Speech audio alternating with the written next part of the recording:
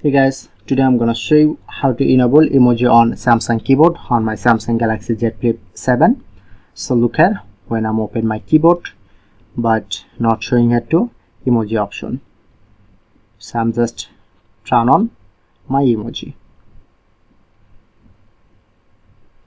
So at first open settings,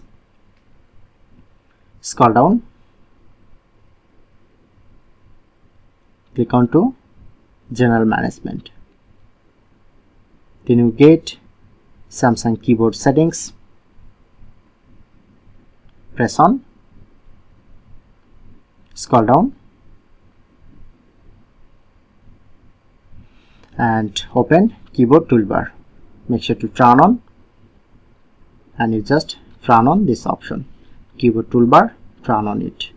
Go back, now I'm checking, like open my keyboard. So look here and get back my emoji. Now successfully add it.